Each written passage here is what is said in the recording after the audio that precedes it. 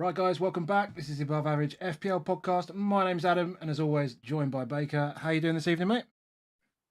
Yeah, it's final straight, mate. It is Tinker time. It is Tinker time. That's it. We've had all of the preseason friendlies done, basically. Community Shield done. So yeah, we've got a week of thinking about it, a week of chatting, but we're pretty close. I think we're pretty close between us both as well on where we're going to land. Just a few little places where we may need to just have discussions, I guess. Yeah, I think so. There is no more friendlies, is there? This is it now. We're done. I believe that's it. I believe the players now go back to training and then prep for the games at the weekend, press conferences. That's what we're looking for. We're looking for, quality of training during the week and then press conferences at the weekend. And yeah, and hopefully we'll get some good news on the teams that we're looking for. So press conference. we're back to that. We're back to that. So yeah. So good evening to everyone in the chat on YouTube. We've got some competition this evening on YouTube with Andy and with the family guys as well. So thank you for coming to join us. That's great. And in terms of where to find our podcast, it's on Google, Spotify, Apple, wherever you want to get your podcast from. Obviously, as I say, we're on YouTube, which is great. We are approaching 2,000 subscribers on YouTube. So thank you to everyone that is subscribed. You can see there is a ticker on the right-hand side of me that's just ticking over live. And I'm hoping that in the next few minutes, before we get into the depths of it, that we tick over that 2,000 mark. So if you are not subscribed already and you do enjoy listening to our content, then please do subscribe. Now, that'd be really, really appreciated. Flying through the admin, as always. So our podcast and channel is supported by our good friend Dan. So Dan is at CryptoBlockDan on Twitter. He is a games analyst for a company called YGG, and he's in the play to earn crypto space. So if you want to know anything about how to earn little bits of money from or little bits of crypto from playing games, go speak to him and find out what it's all about. And we're also working with the guys over at FPL Tips. If you don't know FPL Tips is a weekly newsletter. It comes to you by email. And basically the idea is it sums up all of the useful information that you want to absorb to help make your FPL decisions easier. And you get that in a short 5-minute email. The link to join that is in the description below. If you do that, then that would really help us as well. So that would be much appreciated. They've gone past 5,000 subs. It's absolutely flying. It's a great little newsletter. Get involved. Talking of going past subs, mate. Boom. There it is. There it is. 2,000 subs. Oh, that you sound a little bit quiet to me. I'm not sure if it's someone else said it, but yeah, a little bit quiet. Not bad, but just a bit. Okay, I tell you what, I'll move the microphone a little bit closer, and that might help things. I just hope that it doesn't unplug. Is that better? Yeah, it's good. Cool. 2K. Well, thanks very much to everyone there. Much Amazing. Appreciated. That's brilliant. And if you want to join us in our mini league, we're almost at 1,000 people in our mini league as well. So let's get that up over 1,000 before the game week starts on Friday. So Jamie won it last year. He won the whole thing. He's going to be in our league again this year, and the code is UAT148. That's UAT148, and the auto link thing is in the description as well. So marvelous. There we are. So where do we want to start? Community Shield. How do you want to do this? Do you want to go back to? Do you want to have a look at I've gone to my phone, basically? Has someone unsubscribed? Someone's unsubscribed. Oh, you bastard. Hilarious. Yeah, let's use your phone. Yep. So I've got my phone here. So if I'm not looking at the screen, it's because I'm... Does that mean if anyone sends you a message, it will turn up on... Now I've gone do not disturb. So absolutely not. Absolutely not. The phone is now charging as well. So... We're just going to use your... Because you've got limited stats and stuff, haven't you, through pre-season. But there was a couple that showed up on Sofascore. And I watched the game yesterday. And we watched. We all watched it. Well, we watch it. I didn't watch the first half. Well, I watched bits of the first half. But yeah, we watched it together yesterday. Yeah. I mean, it didn't feel like a friendly. That was immediate. Like It's definitely from the more go, intensity. this is not a friendly. No. Agreed. The The quality isn't was it. good as well. I thought it was just a real even first half. I did think City tired a bit in that second half. I did think they did start to tire a little bit, which, you know, there is a slight worry of them being a little bit undercooked, but yeah, I think that's just the game, you know. But when you actually, if you go to Sofascore and look at some of the stats on some of the players, I think you have to just make sure you remind yourself of how good these two teams are. Because if you, for example, clicked on like number of passes for Trent, I can do that. So he had 23 accurate passes, 64%. 23 accurate passes. Not many. He averaged 53 accurate passes last season in a game. Like, that's hard work, mate. Like 63% accuracy. Yeah. But then, you know, again, we saw him, you know, taking up that inside position where, you know, he's not making those small little passes with Salah, and you know, clocking up those numbers. He's not in a comfortable game where he's recycling the ball with Van Dijk, etc. You know, he's looking to make things happen, and with that comes risk, and with that comes, you know, incomplete passes. The more risks you take, the more it happens. You look at players like Bruno, for example. I mean, like Bruno's perfect example of that. So it does happen to those players that take more risks, certainly. So Trent we've talked about it last week with Alon, and that he's playing more of that, like almost inside forward at times. You can see that crosses are less. Yeah. You know, only 2 attempted crosses all game. If you go up to the top and look at his heat map, you'll see the number of times he's coming off of that wing. Quite a lot. Feels a bit more like, you know, when Doherty was doing that for us, it feels like that kind of position where he's coming off it. He's not the get wide player that he was, which then did make me think about Salah in watching him, and it does push him a little wider. If you click on Salah and looked at his, it's quite wide. Yeah, it's quite wide, and actually what it does mean is that he only had 2 shots effectively. One's a pen and the other one was a good chance.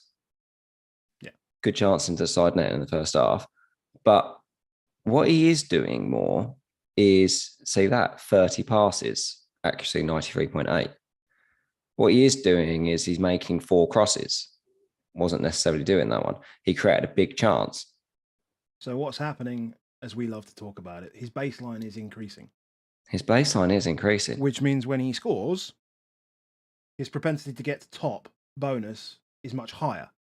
Yeah, I think it is. Yeah, there is something there that if he... I think we were talking about that yesterday, even when Nunez scored. And Nunez got a goal and an assist and was probably still behind him. There's some really good things here. Part of that's minutes, right? Part of that's minutes, parts of the winning goal. You know, there's little pieces there, parts that Nunez got booked as well, etc. If you were to convert that, but it's enough, mate. But he was comfortably there, so he's getting your free bonus. He's getting goal and assist. Yeah, he's kicking you off at 13 points. I see nothing there, as much as he was a little bit wider, that says to me, don't go Salah captain first game. Yeah, I see nothing actually that actually makes him that worse an asset. Yeah, Trent might continue in that vein that we had last season of not being the bonus monster, because even though he scored, you look at those metrics, nothing there. He wasn't anywhere near it. Wouldn't have got anywhere near it. No, especially if they concede. Gets nothing on the pass, only 1 key pass, all of those things, no chance. Only gets 12 for the goal as well. So he's exactly. Yeah. I'm not even sure with a clean sheet he would have got it. No, maybe not. Maybe not. He might not have been in it. It'd be close. Yeah. So, and then Robbo. Yeah. We'll go through the assets. He's on screen. He's active. And that's a lot of touches in the penalty box. Yeah. That is a lot of touches in the penalty box. But same thing, you know, is they all struggle to pass. Yeah. But that's, I think, the opposition more than anything else. So I think you can just take a lot of it off. It kind of just shows you that opposition piece, that anyone that does well in a game like that, they're going to do well in a normal game. Yeah, and the relationship between Robbo and Diaz is very different to the one between Trent and Salah. Right, you can see that. You can see that quite clearly in how they took up their position. So Diaz took up a lot of positions wide outside of Robbo, but also you see them. You see Robbo obviously taking the traditional outside role as well. So they do tend to swap over, but there are elements of the game where you find that Robbo and Robbo's in the position here. You can see with Diaz is in red, and you got Trent basically on the other side. They're basically just sitting there just outside the box as these kind of support strikers almost, which is they're basically attacking with 5 players, and we saw that a lot last season, and we can see already that methodology, that whatever it is not going to change. No, it's still the same. You do still attack with 5 players. All the best teams attack with 5 players. These attack with 5 players. That's what we're seeing. But Diaz first, it was such a different game for Diaz, wasn't it? Because first half, I was like, he's playing up front. And that's what happens. Bobby plays, and Bobby drops into the 10. Yeah. And immediately, Diaz and Mo are better assets. Yeah. And in fact, I think when Bobby plays, Robertson and Trent are better assets, because it's almost like he's the deeper of the 4. It's like they start wide, the fullbacks tuck in a bit more, and Bobby drops down. Diaz looked particularly dangerous, I thought, first half. Then Bobby came off, and Darwin comes on. So sticking on Liverpool for a start. I mean, he's a weapon. Yeah. He accumulated 0.6 XG, 3 big chances, 2 out of his 4 shots on target. He was his touches were basically where those spots are in the penalty box. Just no fear. Absolute no fear. Just went at City. I remember always used to thinking about Jota being a weapon, in the way that he plays, and he's just that just outright attacking player. But this boy is much bigger. He's he's massive. Yeah. And he does the central runs, and they haven't had a man really doing central runs for a long time. No, and they haven't. Long time. They haven't needed to. They haven't needed to. Firmino drops in, and then you've basically got the 4 outside that just pummel down and just overload everything. I mean, if he starts with Thiago, because I think Thiago is the key, actually, in a way for him, is because the man who can play the through ball is Thiago. The sad part about if he comes off the bench all the time is normally Thiago a bit going off. But it feels to me like it makes more sense that you start with Darwin and you have Thiago putting him through. And then when you take Thiago off because his legs inevitably go with 20 minutes to go, that's when you can also let Darwin come off and you bring on Firmino, who then replaces some of that playmaker piece that you lose from Thiago. Just like to hope that that's the way it goes. But to quote Alon from last week, I am Darwin curious, mate. Yeah. So yeah, I mean, starts are going to be, a key for seeing whether Darwin's an option for me. I don't think, I personally, I don't think that he's an option yet at 9 million. I don't think so. If you're going to take a chance on him, he would have probably got 11 points in 31 minutes against City. There is that 7, 8. and he's playing Fulham with 5 subs. I think I want to try and think of Darwin very similar to how I think about Jota. I didn't really care. Yeah, I didn't care whether he started or not, because I either get 60 minutes against fresh legs, or I get 30 minutes against old legs. Yeah, and his 30 minutes against old legs of City was insane. 30 minutes against old legs of Fulham.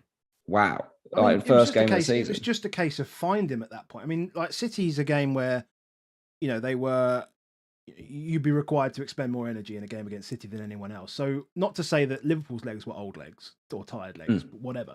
But they just basically took upon themselves, he's on now, so we just put it into him. He's just feed 6'2". Just feed him. Quick as you like. Yeah. Absolutely lethal. He got 26 goals last season from 15 XG.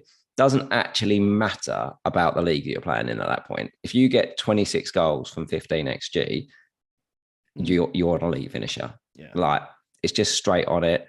FB ref, top 97 percentile, whatever it is, of finishing. This bloke can finish. And he's hungry. So where just something about him that feels like he could easily score hat-tricks. So are you rating him as the third best asset for Liverpool at the moment? Do you think he might be better? I don't think he's the third best asset. So I think that's one of those ones. So do I think that Robertson or Diaz might outscore him? Maybe. But do I think that there are other players that can cover him, those players, get within 5 points of him? Yes. And so therefore I feel like even if he matches them or gets within like 5 points of them, I can make that up with other people. Yeah. And I know everyone will say that he's more expensive, but he's not more expensive. I outright refuse to accept that he's more expensive, in the way that if you say to me, oh, Robertson's £2 million cheaper, Robertson's a £7 million defender. Yep. He is a £9 million striker. Yep. Now, if I say to you, find me a pair, a £7 million defender and a £7 million striker, and will they match up?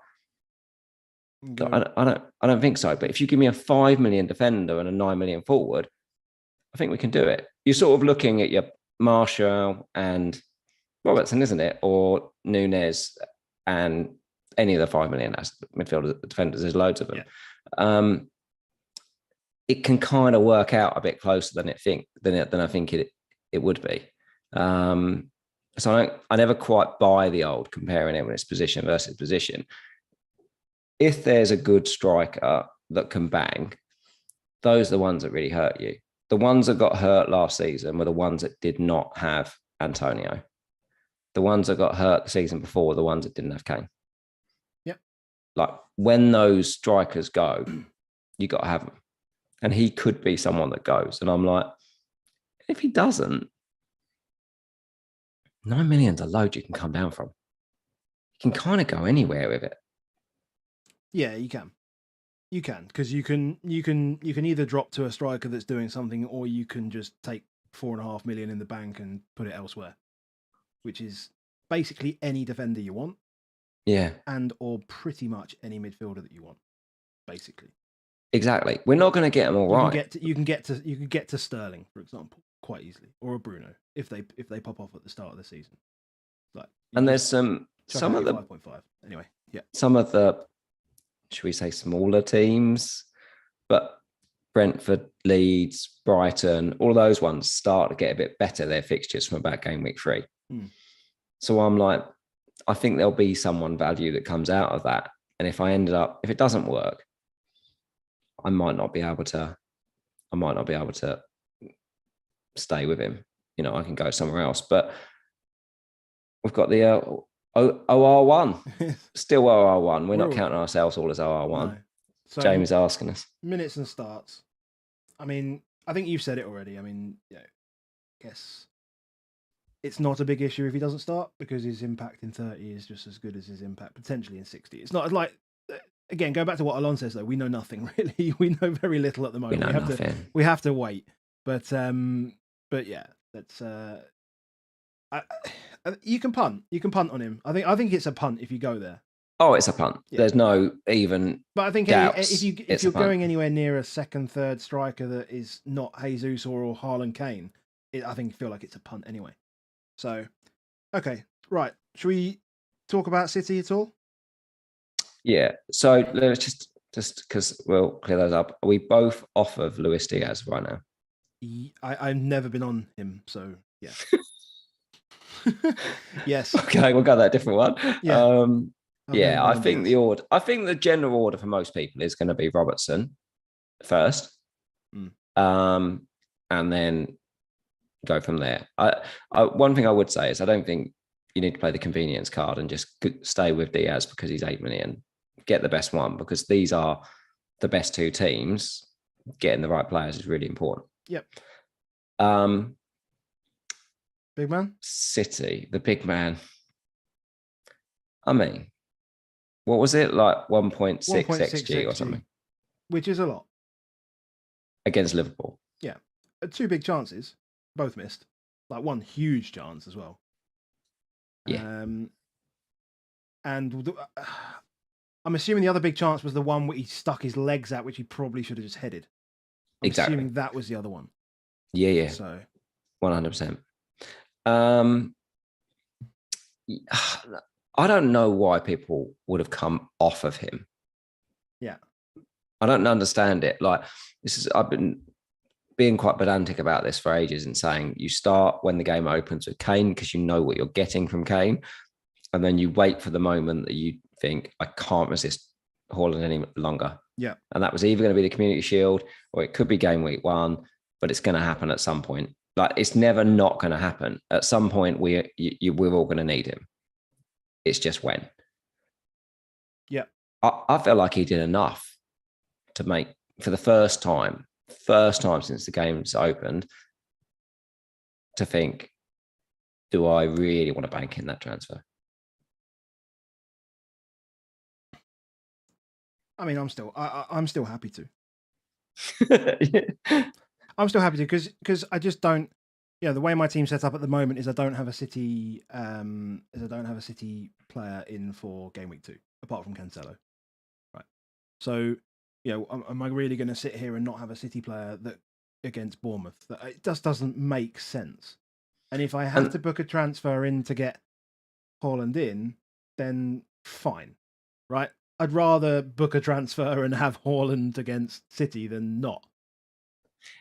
I guess it's just, we had a chat with Praz last night, and Praz was basically saying, like, every season he loves to roll the transfer in game week 2, which is always like the utopia of world that you play in, and then maybe take a -4 in game week 3, and he's changed 3 positions, so therefore he hasn't got to think that much about price points. He just thinks about who the players I really want for those first 2 game weeks, and then go from there. And I'm like, yeah, it does make a lot of sense.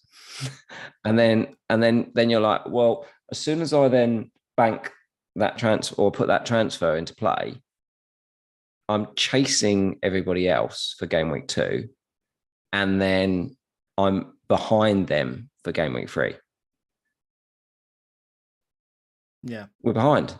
Is we're immediately behind those that have already got him, and therefore you're effectively needing a sort of hit to get that position. And then you're like, have I seen enough that I think Kane will outscore Haaland by more than 1 goal in that first game? I don't know. I don't know. And do I think that he could score against anyone? Yeah. I mean, the first half hour, you're kind of just watching it thinking, are they trying to find him or not? Are they trying to find him or not? And KDB was right up there. It felt like everyone knew the runs that KDB is going to do, so everyone would just play KDB in, whereas they were like, I'm not fully sure of it. Yeah. But the more you look at this, look, he just stays down the middle. Yeah. There's an element of trust that just has to happen there. I mean, I think, and they were talking about it at halftime yesterday, saying that he was making decent runs in that first half, and KDB missed a couple of passes and a couple they just didn't look for him. Yeah. That will come. That'll become intuition. That'll become. They'll want it to come as well. Yeah. Yeah. Because it just advances the whole game up the pitch as well. And then you're talking about a guy who's pretty much as good as they get from a finisher point of view as well. Not only just like the number of goals he scores, but he's a great finisher as well. I wouldn't be overly surprised if Alvarez and Foden both came in on the wings next week. I wouldn't be overly surprised. I can see Foden coming in, certainly, for one of them. It might be Grealish and Foden. It might It might be Foden and Mahrez. So because I was watching little bits of the first half, and every time Mahrez got the ball, it just looked bad. Everything he did was bad.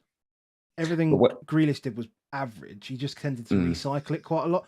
But everything Mahrez did was just bad. He looked lazy. He looked just like he couldn't give a shit, to be fair. Yeah. They just looked was bad. A better team for me, because then Alvarez drops into that second striker, which then makes KDB worse, an asset, because he drops deeper. And then Bernardo drops further right. And then they just had better shape. Yeah. And then he has a foil, that plays around him. I mean, we just don't know, but Alvarez could just break the game. He could easily just break the game completely. 6.5 million.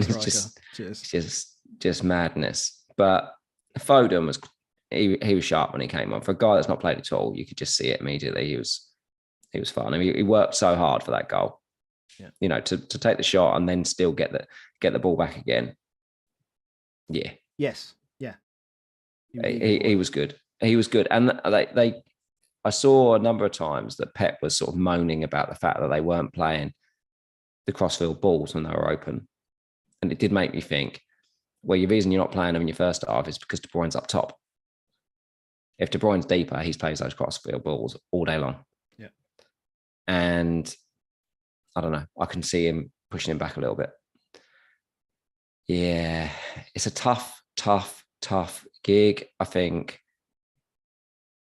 I'm not sure about the centre-backs for City. I feel like Diaz has been off it for ages. I also feel like it's difficult to judge when you're facing Liverpool.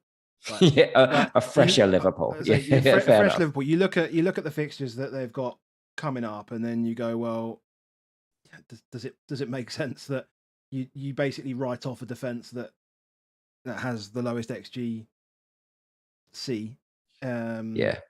consistently? And if you looked at the way they started last season, then they were just elite.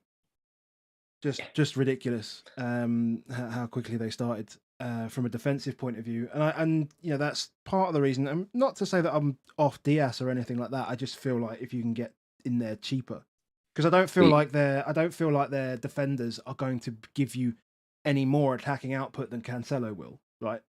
I don't think it's going to be basically Cancelo or bust from a defender getting an attacking return point of view, and everything else is going to come from KDB. Plus wide player plus Haaland is just going to haul.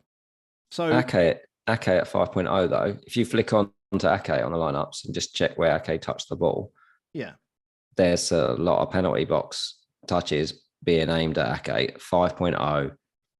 Yeah, Laporte's out to September.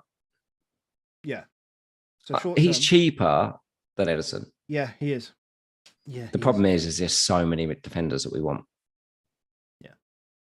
There's so many defenders that we want. You can get 5 million. You can get another decent 5 million defender without taking up a City spot. Exactly, and I'm not necessarily tripping out on it on City if I don't have Ederson. Yeah. And then I'm like, so if I talked earlier, Darwin and Ake. Yeah, I mean, it's not the third Liverpool and City asset I thought I was going to, but yeah, no, I don't mind Ake at all. I don't mind him as a pick. Before it disappears, we had a super chat from Chintan. He's come back Did again. we? Yeah, he's come back again. He's done this a couple of times for us. Very, very grateful. Ramsdale, Trent, Robbo, Cancelo, Trippier, Salah, Saka, Neto, Bailey, Jesus, Kane. Mate, this feels good. I know it's a while to game week 1. Should I feel this is good? I mean, it's good. And I guess that is the thing about the Darwin punt, isn't it? Look at that. Like the biggest punty option there is Bailey. And it's only that you're punting that his hamstring won't go. Yeah. But like a 5 million punt is nothing. They're all really good picks in that one. And that does pose the question of why you're punting on a 9 million forward when there's brilliant assets all over the pitch. Yeah. And that's the quandary. Yeah. Fun. Indeed. Chintan, thank you very much. You should feel good about that, mate. It's a good team. And we feel good that you've shared that with us. Perfect. Thank you. Right. Where are we moving to? We better tackle Tottenham, don't we? Well, we can tackle Tottenham. We don't have any data on Tottenham at all because there's no data in here on Tottenham. We haven't, but we'll come back to. Or should we do Arsenal first then? Okay, yeah, let's just cycle back to Arsenal. There we go. Matches Sevilla. Ooh, people want to know, mate, if we're going to pick Tottenham players, but we will make them wait. Arsenal. So yeah, Arsenal. Points for everyone. First thing is, I know a few people have spoken about penalties. The word on penalties for Arsenal at the moment is whoever takes it, whoever gets fouled, basically takes. Whoever wins it takes it. Is what's happened like the last 3 or 4 penalties. So to say Saka's on pens is probably, I think it might be correct anyway, but we haven't seen that yet so far. So we're still waiting and seeing on it. I think if Martinelli wins a penalty and then takes it, I think we're going to be in that situation where it is wins it, takes it. So I just think in a way, though, penalties is quite an overrated thing. Well, yeah, but it's. I mean, most teams actually only get like 5 or 6 penalties. Yeah. Like still it doesn't nice to have though. Still nice. It's nice. It's nice, but you could be thinking, "Oh, I'll do that one because they're on penalties, and then they get through the first 5 games and not any pens." Like, or we could have what we had. I feel like it got even more inflamed by a couple of years ago when it was just like penalty madness. Well, yeah, we even picked the team I think I picked the team in game week 4, which was just penalty players only. Yeah, penalty players. Because that was the way it had to go. The Sofascore lineup looks quite interesting. The way that they've put it as a 3-4-1-2. Yeah. Not put it that White was at right back. Yeah. But I can kind of understand it because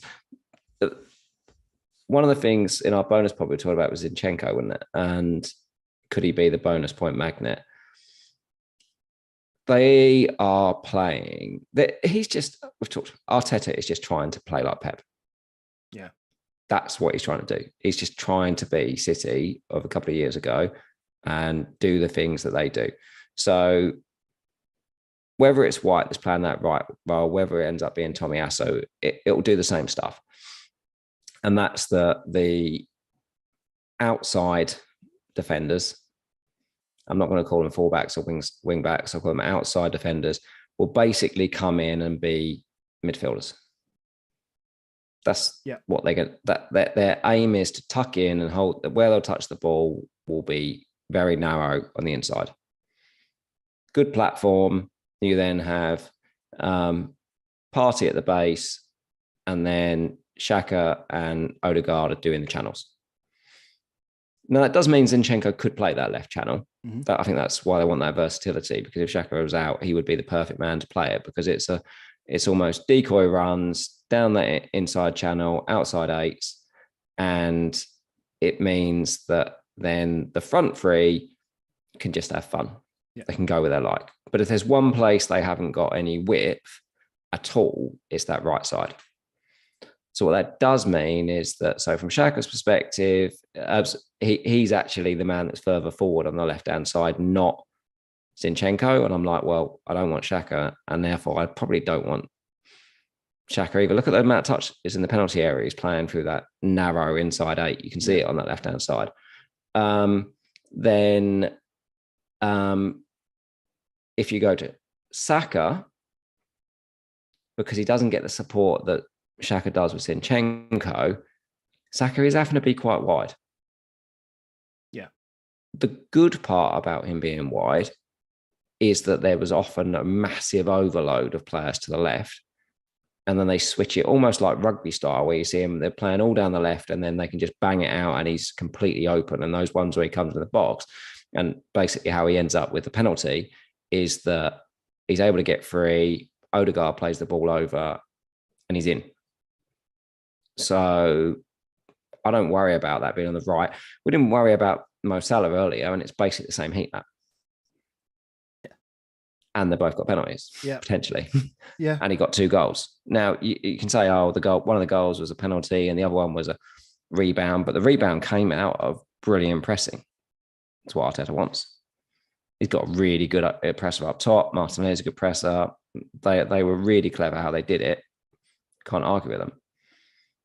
But I do look at that on Martinelli and think, well, that's the fun. just everywhere as well. I mean, he's everywhere, and he's everywhere in the box. And he's got corners from one side. Yep. £6 million in a team that's really high functioning at the moment, taking corners, basically playing in a free role because Xhaka, who people consider a defensive midfielder, is on the left side of midfield. Zinchenko is behind him. He literally doesn't have to do anything defensively. Yeah. Can come off his wing whenever he wants, do whatever he wants. You can't look Martinelli. You just can't go away from him. And 90 minutes yesterday suggests exactly with a week rest now. I mean, 90 minutes suggests he's the number one guy. Just lock him in. Yeah. And then Jesus. He's everywhere. Six shots. I mean, it's a lot of shots. It's beautiful. It's a beautiful heat map. It's just easy. Just get him. Don't muck about with it. Yeah. Jesus and Martinelli. There will be some that just do the triple up and goal the attack, but because actually Saka will do very well for you, but I just find him. I can't see it. I just can't see a way in which you do it because I just don't think you're not going to get that many returns. You're not going to get enough goals against a team that is actually going to play proper football, because some of the stuff that Sevilla were doing yesterday was just pathetic. I mean, it was. They need to show you as a team that they are consistent above 2xG to start thinking about anything mad like that. Yes, it is. But the other two, they're too low priced to not take a punt on them. You've basically got them for the price of Salah, essentially. It's a fine 14, 13 minutes. Yeah. Kick it off, done. Yeah, exactly. Ramos? Cool. Well, it's not really. Heat map's good. You can't take anything. Look at some of the places he touched the ball. Well, yeah, pretty high up. He was literally just like, you go up there, I'll just come out and just play miles out of goal. Yeah. Visibly wanting to get involved in it. I'm not taking anything from this game from Ramsdale at all. No. I just think as long as if Arsenal's backline are fit, then their fixtures are too good, or are good enough that you could justify Ramsdale easily over any other 4-5, probably over Mendy. Over Mendy. Yeah. Definitely. Not even that. Because I think that the worst two games are the first two games, which is Palace and Leicester. Yeah. Palace and Leicester they are teams that will, if he gets one clean sheet in those two games, he'll get 10 points. Yes. He'll get 10 points because those are both teams that historically take loads of low value shots. Yeah. And, Vardy is different to the rest of them, but your Dewsbury Hall, Maddison, Tielemans, Barnes take loads of low value shots. Yeah. You'll get saves from them. And if he gets one clean in either of those games, it'll be a minimum of 8. But I still expect, I would fully expect him to come through those two games with 10 points. Yeah. Fully expect him to come through those ones. And then he goes on to 2 promoted teams. I'm struggling to go away from Ramsdale. And I can't see that, you're sort of blocking yourself with that Saka move, but I'm like, I can't see myself moving to one of those other two. And I don't like the defenders. Yeah. Triple Arsenal, start the game. It's disgusting, isn't it? Good. Absolutely disgusting. So Arsenal and Liverpool, but look, that is 40 minutes, whatever we're talking, but they're pretty much half everyone's team. Yeah, true. Not many of us not going in without 5. No, true. Right, let's just answer this question from Simar, who's kindly another super chat. Thank you very much. He's just saying, why are we not looking at Foden as an 8.0 pick? I think to some extent we are, but because of his limited preseason, because of the vaccination rules, etc., it's difficult to know whether he's going to get minutes, or we think he will, because we think he's top of Pep's, at the top of Pep's list, but we just haven't seen it. And I think for me, this has been a strange preseason in that I've watched and been aware of more teams' preseason fixtures and results than I've ever been before. Like, ever. And it's because he hasn't been there that we just haven't really seen him. He looked sharp when he came on. Looked really sharp when he came on. He did. Had the shot which rebounded for Alvarez as well. So I think he's definitely in the conversation. I think the broader conversation is around the 8 million price. Nice transition. That's what I was about to say. Nice transition. I think that is the case. Because if you don't have an £8 million midfielder, then you can't. Let's just say Foden does start first game and is great, and you've gone Robbo, or you've gone mad and gone Darwin, and you're struggling with an £8 million midfielder.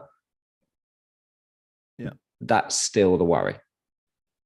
You know, Bournemouth are making signs that they're not ready. Yes. Parker's moaning about lack of signings. Yeah. It doesn't help.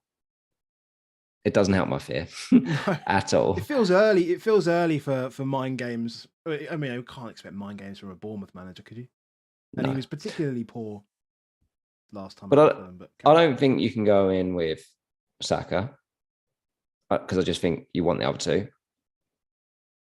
I'm not over keen on Diaz anymore. I feel like that's died a little. Yeah. City mids, I don't think I'm keen to start with them because we've not seen the minutes to go with it. Mount's fixtures, tough. They're just tough. At Chelsea, you don't really know that. I watched some of the highlights of the Chelsea game, and I thought Mount and Sterling look like they got a real partnership there, and they do look like the two out of the three that you're interested in rather than Havertz still. But I just not sure on the fixtures. Maddison, it's the transfer rumours, but looked on it tonight. Most importantly for us, has a haircut. Of course, expected haircut. Can't rule out expected haircuts. Nope. Did you, when you watched Community Shield, did you literally look around everyone and go, "Oh, haircuts"? Liverpool were trying to get us with loads of highlights. Yeah, loads of them had the blonde highlights. So frustrating. I was like, "Is it a haircut? Is it not a haircut? Am I on this?" I think you give everyone generally a clean slate at the start of the season, but when you say that is the haircut. That is the haircut. But I do think everyone's just been so fixated with these 8 million spots because you kind of didn't have any reason not to. Then when I moved Diaz out, I was like, I'm not sure I want to move another one of them in. Yeah. Really not sure I wanted to move another one of them in. Mount or Maddison would be the bigger ones if I thought there were, if I heard some really good noises for it, but I'm not 100% convinced. And then it moves us on to our boy. Yeah, I think, and Chelsea as well. I mean, because they've got a lot of good players. Like, they've got a lot of good players. So all these like 18 B team friendlies behind closed doors. Still don't know who's going to be rocking up alongside Mount. I mean, you expect it going to be Havertz, and then what? Like, what? Ziyech? No, maybe. Werner? Maybe. I think Ziyech is off. Yeah, I don't know. So, you want to go throwback? How about this for a question? Is Souček a better option than Bailey? No. Cool. Sorry, Karthik. It's quite short and sweet, that one. No. No, Bailey's just, he's looked very, very good pre-season. Should we cover Bailey? We'll still keep pushing Tottenham back, but Bailey in your team at the moment? Yes. Bailey v Neto is a fun one this week. Yeah. I do think at the moment Bailey looks the fun, and if Bournemouth still look like where they're at on the weekend, I'm happy to go Neto to Bailey, even if it means I don't spend that $500,000. I'm sure I will spend that $500,000, but he's the well, I don't want to say he's the risk. I mean, the words from Gerrard before after the previous game, can't remember who they played, but after the previous game, basically said if I picked tomorrow, Bailey would be in there. Basically comes on and scores again. I think it's going to be very difficult for Gerrard not to start him, and so I feel like, whilst I wouldn't say he's nailed, I'd say he's very likely to start the first game at least. Now, if he doesn't start games after, then okay, I feel like I can cross that bridge when I get to it. Now, Wolves. You hate Wolves. I don't hate. I was born in Wolverhampton. I don't hate Wolves. Just I've said before, their attack is measurably worse without Jimenez in it. That said, I watched the highlights of their game against Sporting. That front three seems to work quite nicely, actually, and I think Gibbs White actually offers quite a lot. Interestingly enough, makes good runs, picking up central positions as well, and is on set pieces on corners on one side as well, at least. Neto, busy, as you'd expect, obviously, driving into the box, etc. I think everyone knows that. I'm probably just saying shit that people knew like 2-3 weeks ago that I'm catching up on. But, I'm not doubting he's a very good player. And I'm just looking at the team themselves and saying, can they do that on a regular basis in the Premier League? And if you're thinking, you're right, Bailey's the fun, but if you're thinking 5.5, oh mate, if you've got 0.5 to spare, I mean, I would go to Martinelli with a heart. It's not even a decision. Yeah, if you haven't already got Martinelli, but if you haven't already got him, you just go there, right? And then if there's doubt like that in my mind, I still can't put myself to go there. If I'm going to go for a punt at 5 million, 5.5, whatever, then because I might as well, then yeah, I prefer Bailey personally. The only thing about Neto is I think he's looked real sharp. Those three will be the front three as well. I think that's the there will be. So Leeds, we know that. Still conceded 2 tonight, and Pascal Strike played left back. That left wing has been bad. The left back, has been bad for a long time. They've got no Dallas they can put out there. Firpo's just appalling. I don't see a good option that's out there. So I do think, and from all accounts, they're playing quite a high line. Yeah. And I think about some of the things that he's done for Wolves. It's all been breaking the line on that right hand side. So I like Neto. I like Bailey. I don't think if it benefits you in a way that you think you can spend the extra $500,000, then I don't think you lose a lot by going Bailey to Neto and vice versa. Cool. But you will get more minutes out of Neto, I suspect. Yeah, probably. Yeah. Come on, let's do it. Let's do Tottenham. Come on. Should we do the Conte quotes before doing our quotes of what we saw? So, because I saw everyone in the world sharing what Conte said. The smallest snippet. The smallest, because everyone's going to always share the bits they were. So, the question he was asked was, you've been unhappy with pre-seasons in the past. What did you change about this one to ensure you're happy with it?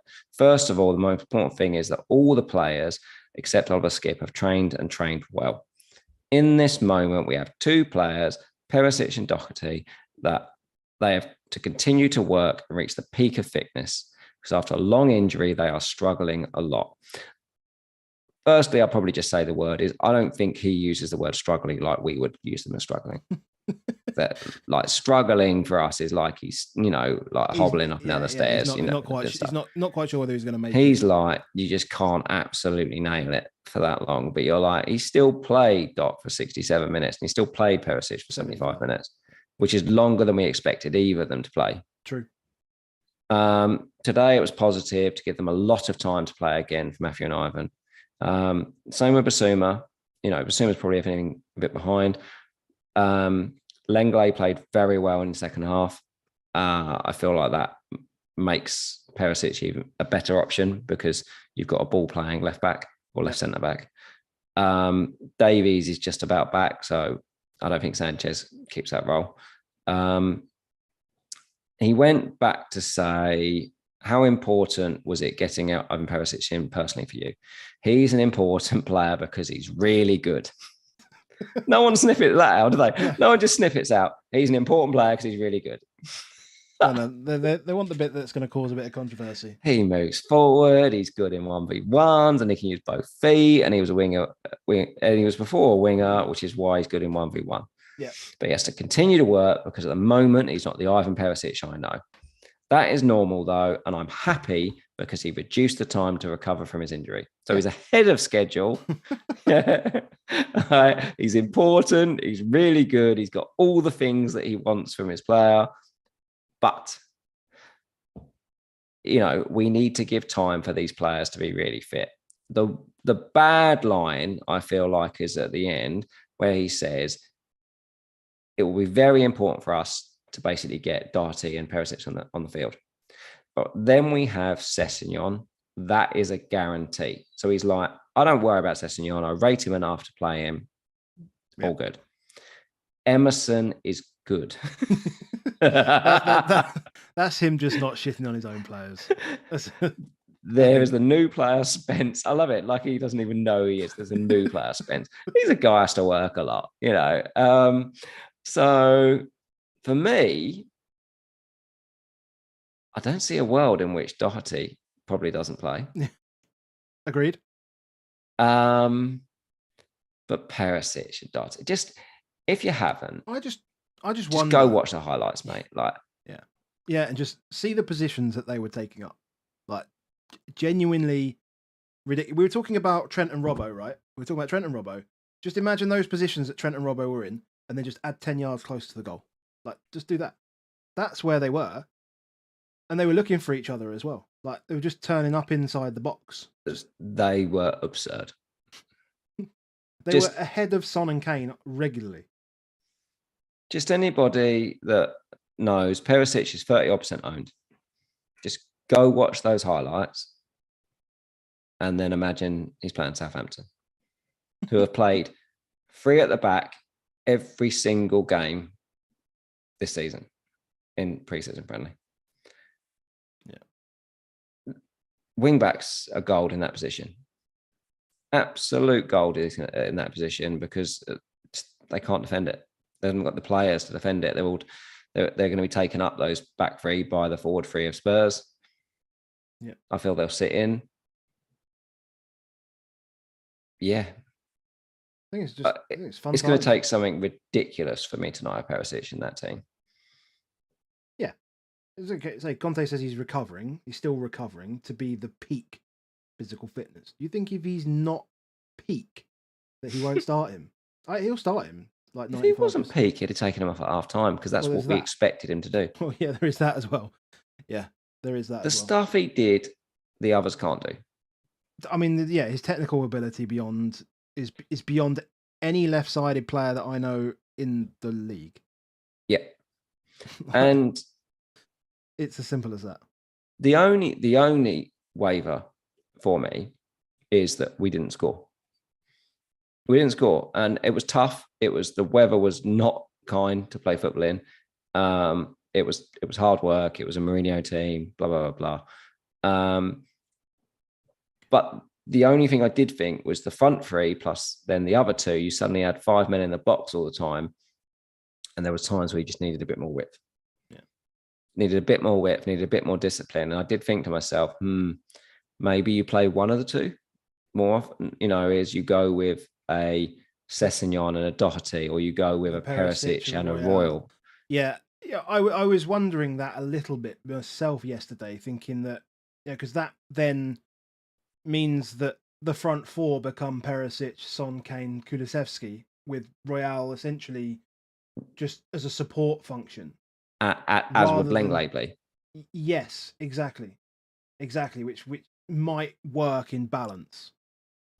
It might work in balance, but then there is the option as well. I mean, it depends on how Conte wants to set up. If he wants to overload from minute 1, he might just go Doherty and then just go for hell for leather. And they might find they do something like that against Chelsea, for example. Try and smash it in the first 30 and then use Royale and Sessegnon later on as more. Yeah, I just think that he knows how important it is. There's never a better time for Tottenham to try and take on Chelsea. Yeah. And there's never a better time for Arsenal to take on Tottenham and Chelsea. Yeah. Like, they're on it. Yeah. Tottenham know they've got to be on it. Yeah, everyone knows they've got to be on it. Until October, do we? Everyone knows they need to get ahead here yeah. and get the points in the bank, because it worked for Chelsea last season. They got ahead, and Arsenal and Spurs were the better team from post-Christmas in terms of points accrued, but too far. So, yeah, Perisic is in, mate. Unless there's something mad that comes out that he literally says he's not ready to start, which wouldn't fully be against it, because there's a lot of players that have got good opening 2 games. Like, I'm not against saying you bring Perisic in game week 3. Because you could go, say, Trippier, or you could go Dina at 5.0. You can go Ake, as already mentioned, at 5.0. Save yourself that 0.5 and do something else with it. And then go to him for the Wolves game in game week 3. The problem is, the sooner the closer you get to those European games, that's when the rotation becomes more of a worry. That's true. Is game week 5 is the first? Is game week 5 the first midweek Premier League game as well? So I think as soon as that starts, 5 or 6, one of the 2. Yeah, so as soon as that starts, then we're on 2 games a week. Exactly. But those first 4, Forest, Wolves, Southampton, even Chelsea, because I know it's that, but if there's a time, Chelsea have spent all summer looking for a right centre back, and they've not got one. Yeah. Who they got? Malangsar, Aspi still there. Chalobah and James really are the 2 that could play it. Yeah. So you could easily find that by game week 4 he's put 30 points in the bag. Yep. Yeah. Kane, Son.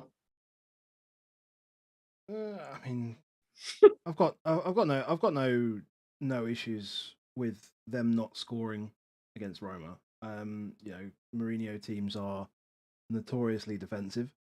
Mourinho team against an old club is notoriously a battle, even if it's a friendly. I think that's what I expected.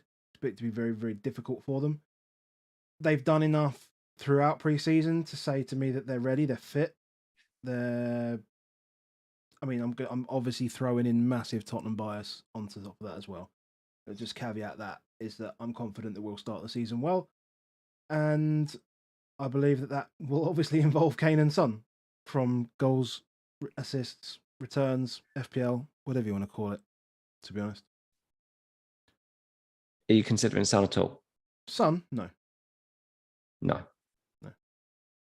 If there's one that's not quite there at the moment, I feel like it's Son. What about Kulusevski? No. Again, no. It's funny because it's what you said yesterday. He's almost like the 5th best asset that we have. And he's still 4th if Emerson plays. 4th if Emerson plays. But he's I'd have Kane, Son, Perisic before Kulusevski.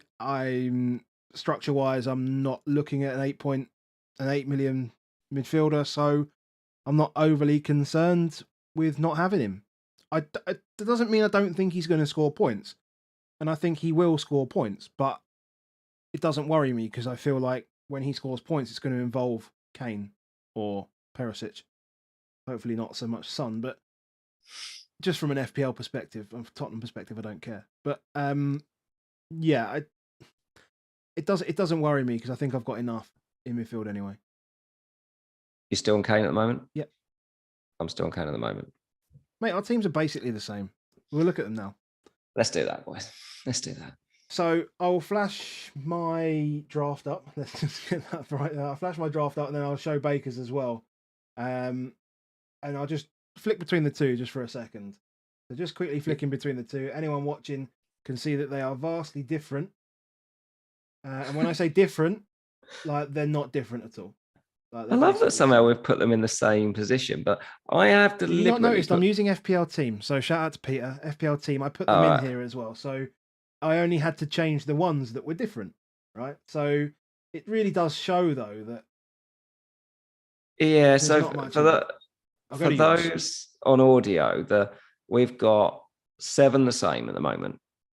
And that's Trent, Cancelo, Perisic, Salah, Martinelli, Kane, Jesus. Yeah. And I said earlier, and the bench is basically the same, kind of.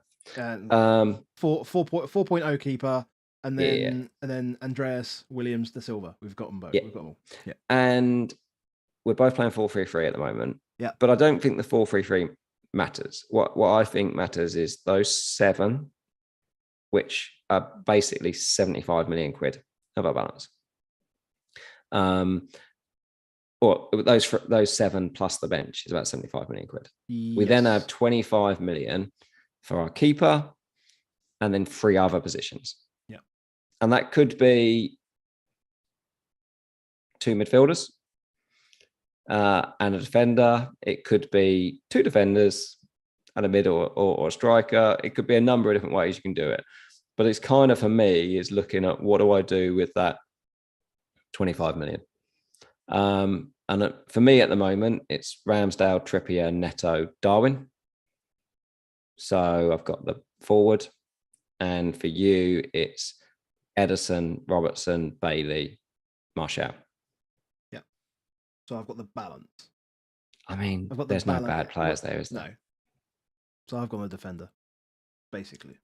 There's genuinely, no bad options out there. You can have plenty of fun, but I suppose notable players we haven't got. James.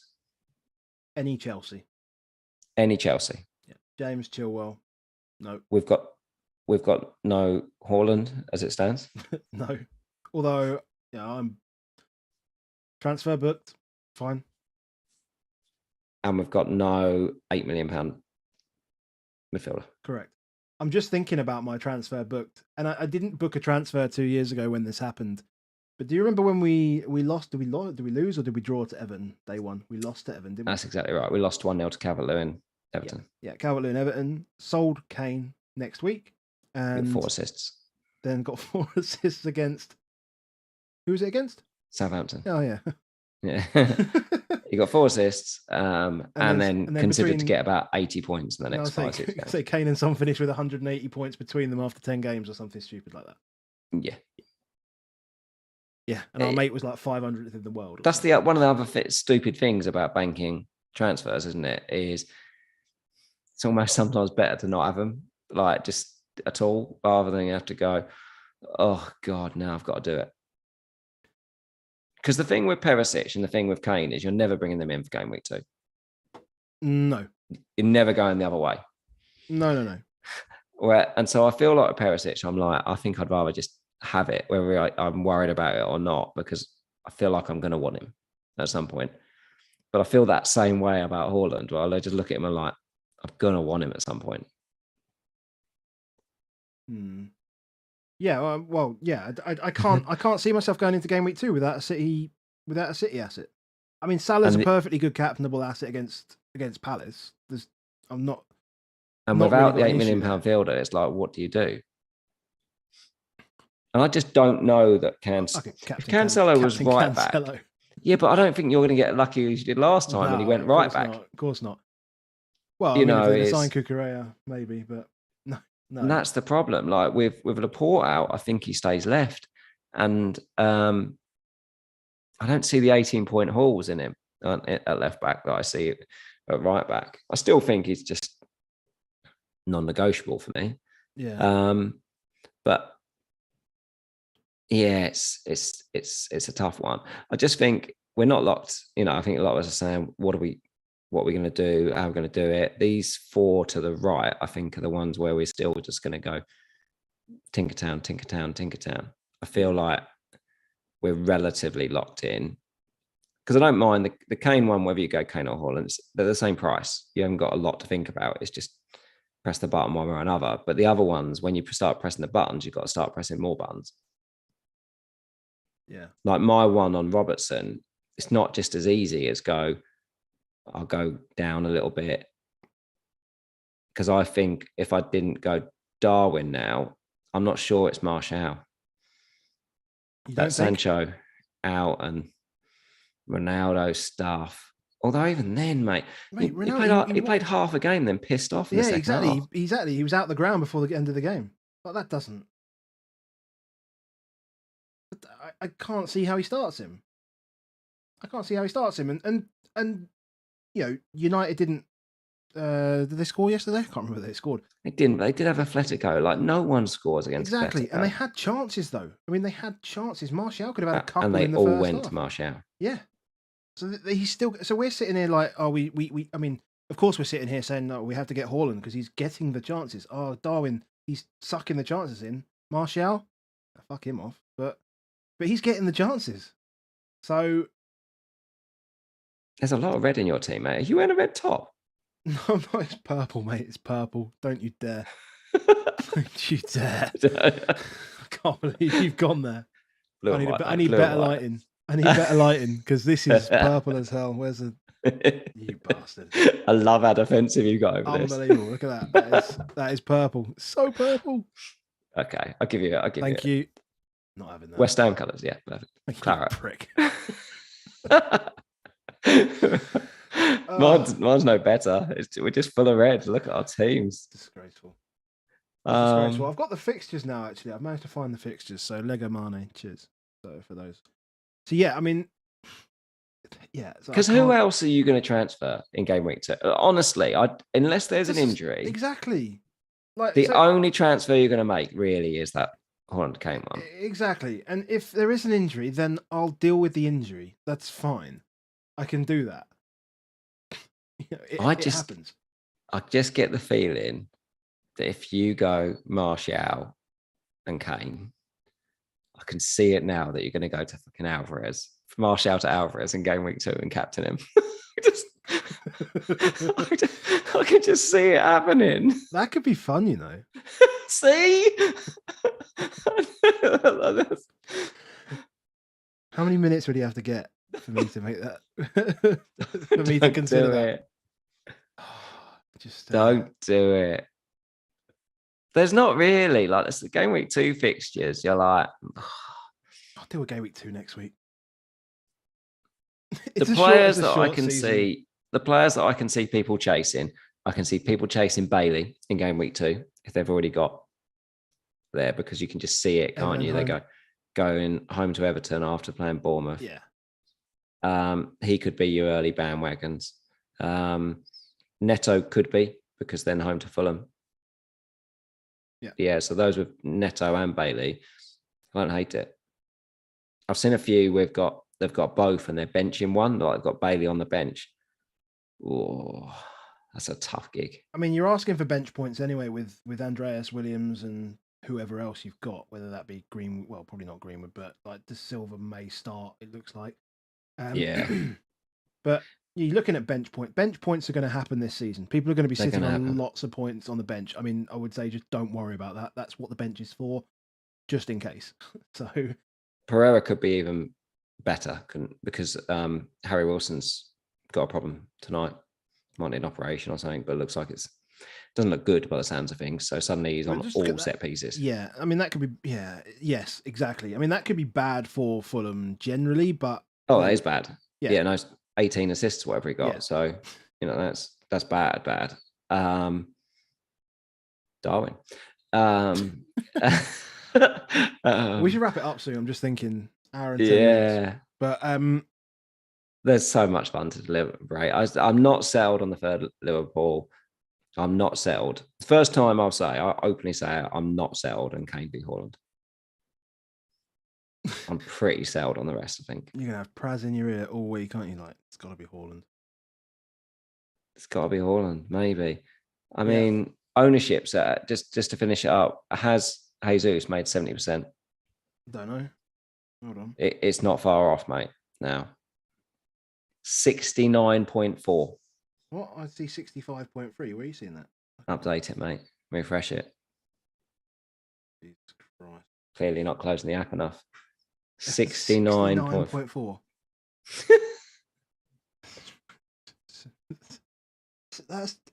Don't underestimate the casual, mate. I went to a wedding on Friday and someone said early on, who's in your fantasy team? And my lovely wife said, oh, Baker's got a podcast. Obviously, she doesn't actually call me Baker.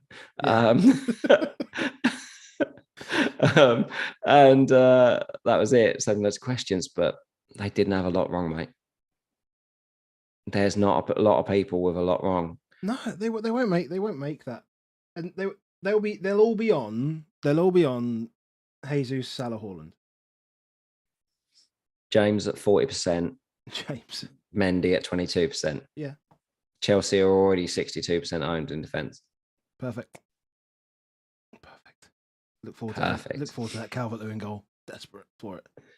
He did score. Lovely He stuff. did score. It's going to be a long week, this, mate. It is definitely going to be a long week. But I'm going away. Off to Centre Parks in the morning. Oh yeah, nice. Are we going to be potting next Sunday? I'm going to imagine how much tinkering. Are you back? The wife, yeah, I'm back. I'm back on Friday. But the wife thinks we're going away for a nice quiet week. Like I'm just like, the internet better be good. The Wi-Fi better be good. tinker. Oh, definitely, mate. Definitely. So, okay, cool. Well, I've just chucked the game week 1 fixtures up there. I mean, I don't feel like there's going to be many surprises next week. I think Wolves Leeds could go either way. Other than that, I think everything will go as it would be expected to. There could be so many fun fallouts on it. I mean, that Leicester game, that could be any score. The Newcastle game could be any score. Leeds Wolves can be any score. It's back. It's back. I still look at those fixtures. I'm still not sure. Friday night, Palace Arsenal. They hate a Friday night, do Arsenal? They absolutely hate a Friday night. I can't wait, mate. Cool. Right. I think we are almost there. So, yeah, guys, thank you so much for joining us on stream. We've got some of the questions up. If there were super chats, they went straight up. So, note for next week. We got to take the money. We got to 2,000. No, we appreciate the support, honestly, guys. Thank you so much. We got to 2,000 subs on the stream. We nipped down below just for a minute, but then you bastards resubscribed. Good work. So 2008 subs. Thank you so much. That's quality. Yeah, have fun tinkering this week and press conferences. That's what's next. Good luck. Good luck. And we would both take our game week 1 of last year. Oh, like 26k, mate. 26k in the world last year, game week 1. Yep. And our content will now be Sunday nights, generally speaking. Back to normal. Back to normal. Sunday nights. You can lock us in 8:30 on a Sunday night, taking on Andy as he does his knee-jerk stream every week. But yeah, thanks for joining us, and we'll see you later. See you soon. Speak to you later, mate.